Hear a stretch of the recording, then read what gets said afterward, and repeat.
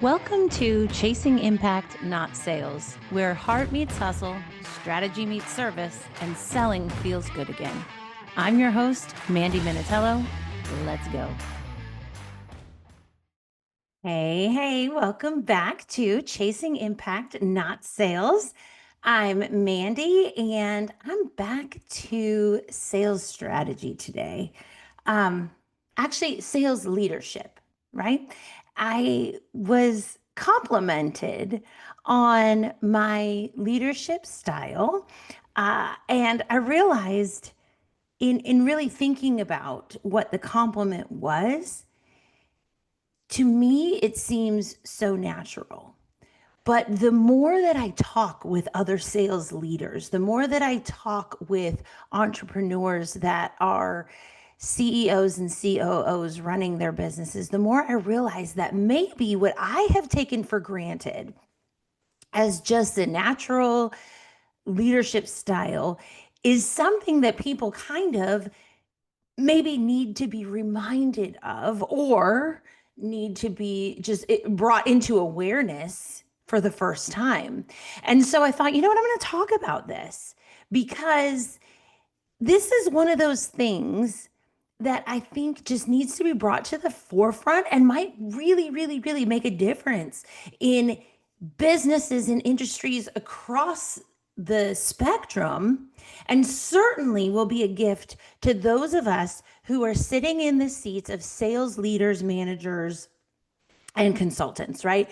So I decided to call this Firefighters, Navy SEALs, and Ninjas because I happen to be recording this on Halloween. And, so I'm thinking about people taking on these personas and like these, kids dressing up and stuff like that. So I just thought that'd be fun, although it's not going to come out on Halloween. But anyway, like that's kind of what I was drawing the connection. But really it's, where are you? Where are you in your strategic approach to sales leadership? Are you a firefighter, a Navy SEAL, or a ninja? Now, entrepreneurs and business startups, the people that are there from the beginning, naturally step into the role of a firefighter. Now, firefighters are amazing human beings that are tremendous at their job, and their job is every day the unknown. Like, I have such admiration for firefighters. They go to work and their entire job is responding to emergencies, and they are prepared for any emergency that might come along. Stereotypically, there's the cat in the tree. I don't know if that actually happens, but that's an emergency, somebody's cat in the tree, all the way to like through the realm of car accidents and people who are having medical emergencies who need medical intervention, and the firefighters get there first. One of my very best friend's husband was one of the first responders at the Parkland school shooting incident, and like he was prepared to respond to that because they're prepared for everything. I mean, you think of a firefighter, you think of a fire, right? They're there when an apartment building or a house or whatever is burning down, and they're there to, be the line of defense. And but they're ready for anything. They really are. They come prepared to serve, and by service, they come prepared to respond, and they come and they do everything to solve a problem. And then they go back to the firehouse and get ready, geared up to do it again. That is the life of a startup, right? Like these CEOs and COOs, they get together, these founders, and they've just gotten used to it, that every single day they are the firefighters. They're, putting out this fire and putting out this fire and putting out this fire. And that's what you kind of have to do at the beginning. But they get to some point where they decide, okay, it is time to start broadening our team. It is time to start scaling this business. And so they start to bring in leaders and managers or perhaps consultants, contractors to help. And now I'm speaking to those leaders and managers and, contractors that are being brought in to help. Listen to me. They're done being firefighters. That's why they brought you in. That's why they're opening their circle. They don't want another firefighter to grab a hose and come in next to them. Now, they may not know that that's what's happening. It may not be quite so obvious, but I'm telling you, they don't want you to be a firefighter. They don't want themselves to be a firefighter. They want to go the next level to where it's not all about putting out fires all the time. Like it's become almost like funny, but it's not. When people describe their businesses as an absolute dumpster fire, that's not a coincidence that it's called a fire. They're firefighting all the time. They're putting things out and they're exhausted. It's what keeps them awake at night. It's what keeps them wondering, like, why did I leave my 9 to 5 for this, or whatever. And so they're looking for a line of defense from the leaders, the managers, the contractors, the whatever that they're bringing in, regardless of what they call it, they're looking for that next level leadership that's not just going to join the front lines as a firefighter with them, but that's actually going to create some space and some freedom for those founders to be able to step out of the firefighter role. Okay? So leaders, come in and don't be a firefighter. I challenge you to go the next level. So then we talk about Navy SEALs and ninjas, right? What do I mean by that? Okay, let's talk about Navy SEALs. Navy SEALs are tactical and they are absolutely brilliant problem solvers. They are the front line. They are top of the line. They are exclusive. They are just bound by excellence to solve problems, right? They have been trained down to the detail on how to be the best of the best at taking care of business, right? When I think of Navy SEALs, and forgive me, history buffs, if they weren't the Navy SEALs, I'm not sure. But I'm thinking about the people who stormed Normandy, right? They looked at that situation and they said, I got this. And in the face of adversity, they come in and they solve the problem. The Navy SEALs are the ones you want in the forefront when a problem needs to be solved quickly, when a problem needs to be solved with absolute attention to detail, and when a problem needs to be solved by just the right person, right? Not everyone is a Navy SEAL, and that is absolutely on purpose. Only the best of the best can A, choose that life, B, survive that training, and then C, choose and live the life of that absolute tactical brilliance that they are known for. There's nothing like them. So, in business speak, what I'm comparing a Navy SEAL to is that tactical leader who comes in when there's a problem. You are invited in to a business to not be a firefighter. If you are a Navy SEAL, you're coming in to solve problems. Maybe that business is not making the profit that they want to. They're not scaling the way that they would like to. They're not meeting their business plan expectations. Their go-to-market strategy isn't performing the way that they had anticipated. And so they're bringing you in. Oftentimes, I see Navy SEAL consultants. It's usually a contracted consultant that comes in as a Navy SEAL. You've got these brilliant ideas to turn things around on a dime quickly. You are like the Navy SEAL, where you're going to come in, you're going to solve that problem with excellence, and then you're going to move on. In business, if somebody is looking at their problem is that they're not bringing in revenue, they're not making their quotas, they're not this and that, then a Navy SEAL leader is going to come in and plan something like Black Friday sale, right? Like I think of that because they're coming up.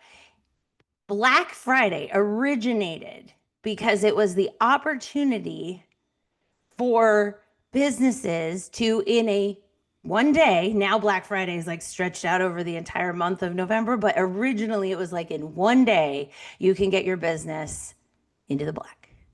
That's why it's called that. That is a tactical approach. That is a quick fix. That is coming in, solving a problem with, that immediate response, with the immediate outcome, right? These consultants come in, they solve the problem, and everyone's like, thank you. It's like you come in with a superhero cape on, you save the day, and then you fly off, right? And there's nothing wrong with that. But there's a third person, and that's the ninja. Okay, ninjas are strategic more than tactical. They're also multidimensional. There's no one right response, and there's no one quick fix. Ninjas take a chance, take a beat, right? They take a moment to assess the whole situation, determine their plan of attack, and then execute that plan of attack. And to the average person, their modus operandi, what they're doing, may not like immediately make sense. It's not like immediately clear what they're doing. But when you're like, oh, but they're a ninja, you know what that means. That means that in the end, they're going to come out victorious. You may not understand it right now, but they've got a plan. And ninjas are brilliant. They've got that long range sight. They're able to see the end. What a ninja has done is develop their plan of action based on the desired outcome, not based on the immediate problem. So they're looking long term. They're looking long range. They're looking, what is sustainable? What is scalable? And then what is the plan of action that I'm going to take? And now again, I'm going to draw an example that from my life is not exactly a ninja, but I'm going to just remember way back 100 million years ago when I was in high school, my brothers were really into UFC. And this is when UFC was like pretty new, pay-per-view once a year. Yeah, I'm old.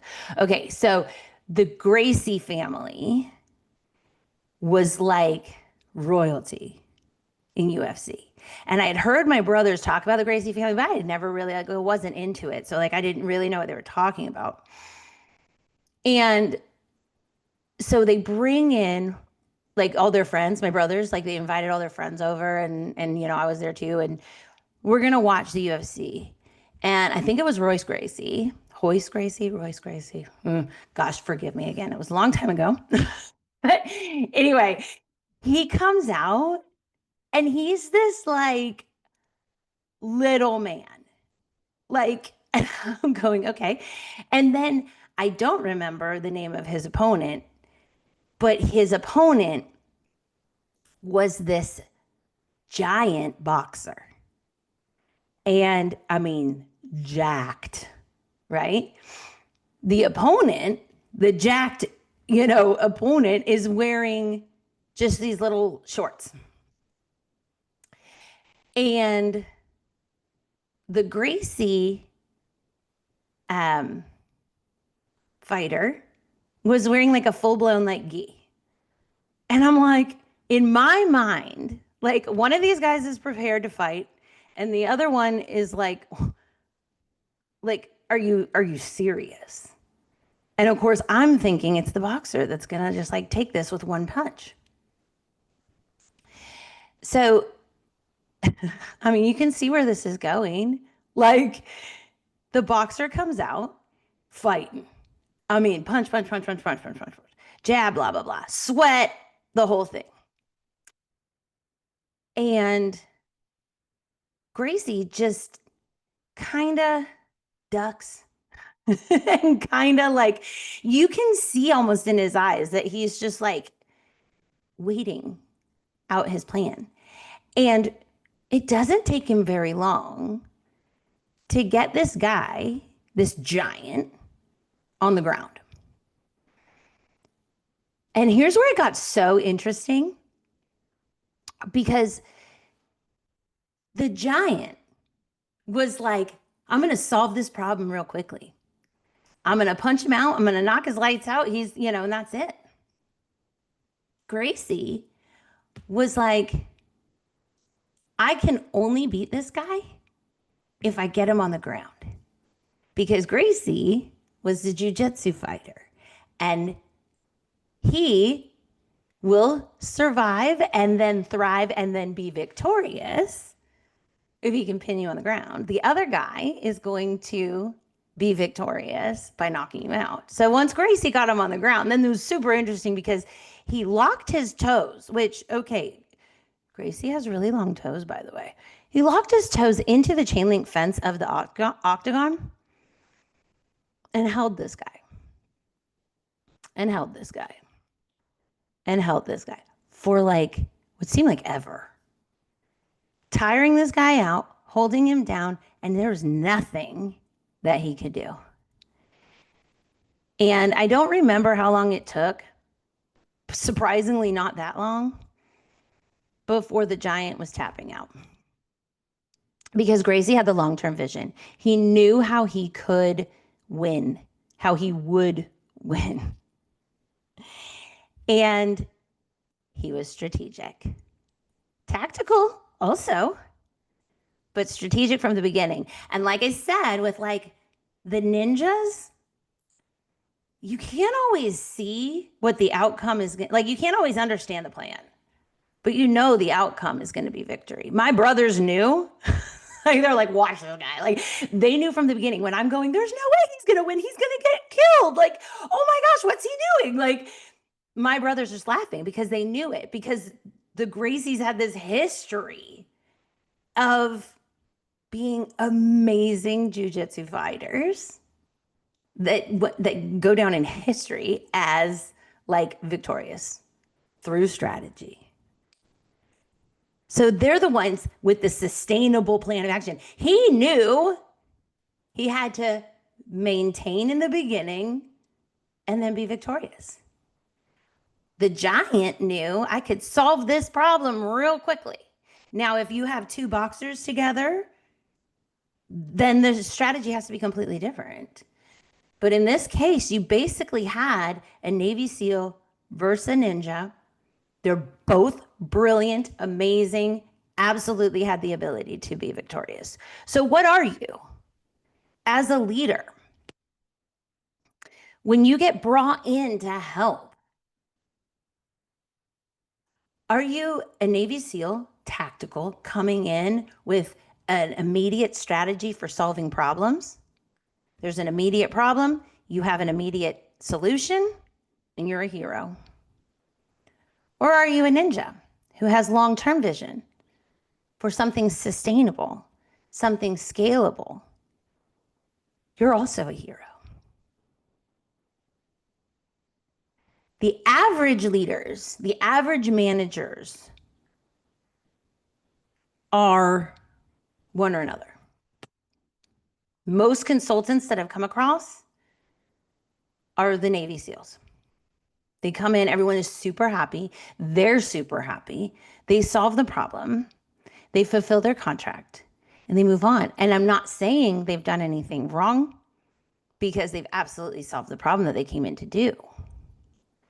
This is where I started off this podcast saying I got a compliment because they were saying, like, I wasn't just that. Because here's my challenge. I'm not telling you. At the end of the day, I don't want you to be a Navy SEAL or a ninja. I want you to be a Navy SEAL and a ninja. You should have a full tool belt. Actually, I want you to have a toolbox more than a belt, right? Where you have the tactical strategies, where you can solve the problems right away, where you can say, okay, let's develop a Black Friday strategy. Put some things into action. Let's change the marketing. Let's take a look at the ideal client. Let's make sure that we reevaluate all of these things. Be tactical. Absolutely. Navy SEALs are absolutely brilliant. Solve the problem. But don't stop there. Also look down the road. What's going to be sustainable? What's going to promote scalability? What's going to ensure that that business doesn't fall into this same place again? This is where, for sales leaders, you're looking at retention strategies, referral opportunities. How can you create a brand awareness that's going to surpass the tactical right nows? So you need to do both. You need to be and. You need to come in with the superhero cape and the ninja star, okay? Like, you got to really wrap your brain around and your heart around the business so that you can be a strategic partner with the CEO, the COO, the leadership that's already in place.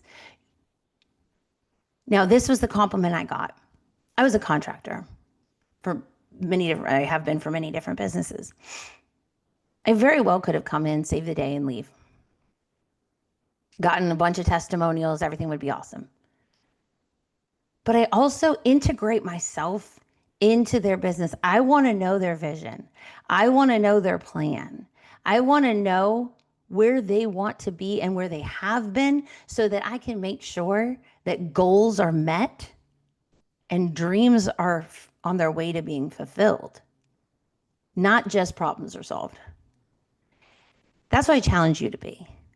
If you look at yourself in the mirror right now and you're like, I am one heck of a good Navy SEAL,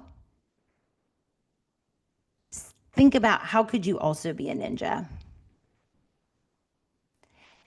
And try to bring both to the table. Because that's what's going to rise all ships. I say that quite a bit. Iron sharpens iron and rising ships carry all. Like, let's make this industry better for everyone, business better for everyone. And that's by stepping beyond being a firefighter into the role of being a Navy SEAL and a ninja. Let's do that, right? And like I said at the beginning, for some of you, maybe you're like me and you're just like, that's just what I do. Like, I can't even imagine not. But for other people, this may be the chance where you're like, oh my God, I never even saw it that way. So you're welcome. Take it on, embrace it. Because we're better, we're better together, right? And when you are brought in to help,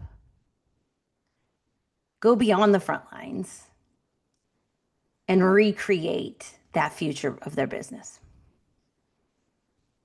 Let's go. Thanks for listening to Chasing Impact, Not Sales. If this episode sparked something, share it, subscribe, and remember, real sales come from real service. Keep chasing impact.